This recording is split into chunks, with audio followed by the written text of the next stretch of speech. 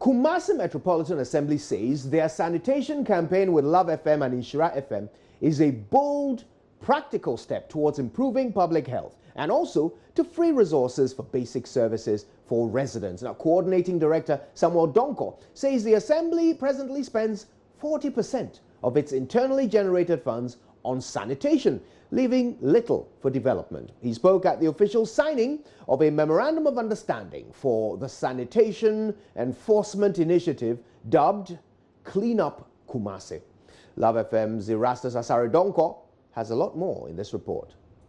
The KMA, Love and Inshira FM sanitation campaign initiated in July this year has seen domestic and institutional clampdown, resulting in some prosecution.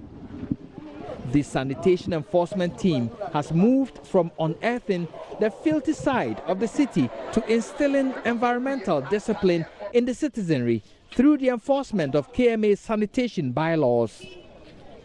The KMA and the management of Love and Inshira FM have cemented the partnership with the signing of a Memorandum of Understanding to continuously innovate to keep up the fight.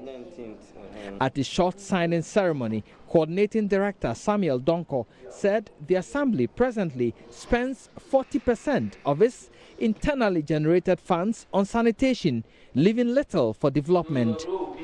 Colleagues said the major problem in fighting against the menace of hygienic conditions is the attitude of the people.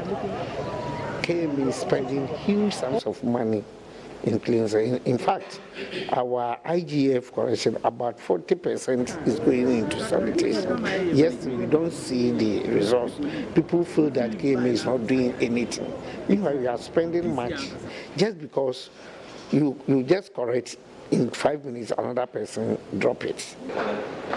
General Manager of Multimedia Group Limited, Kumasi, Jim Agla, acknowledged the success chalked so far in their collaborative effort to rid the city of filth. For the past 3 or 4 months that we started this partnership, we've seen some results. I mean, I can recall the issue at the Asia hostels where they are discharging effluents into the community, and a few other areas that we have touched, and we have seen significant impact. So our presence here today is to affirm our commitment to this partnership and to assure you that with all the resources at our disposal, we are here to support you, Mr. Mayor, and the entire Kumasi community to ensure that we meet the targets. We make sure that Kumasi becomes the cleanest city in the country. KMA Environmental Health Officer and Head of the Sanitation Enforcement Task Force, Isaac Basanyin, and Director of Waste Management, Prosper Kutuka, cited behavioral change as key in winning the fight. So far, when we started the whole program, we've been to various places, like the metro mars, like the hotels, like the lorry terminals. In fact, we've chopped a lot of success. Behavior change is the ultimate aim of doing things, for people to change from whatever they are doing. The general public is a key issue that has given us in the waste management department a lot of headache. We have been putting in our best to clean up, but it doesn't last. You clean and within 24 hours the mess is back. Kumasi Mayor Osei SB Entry was optimistic. Media advocacy in such development issues can only advance the cause of achieving the sustainable development goals.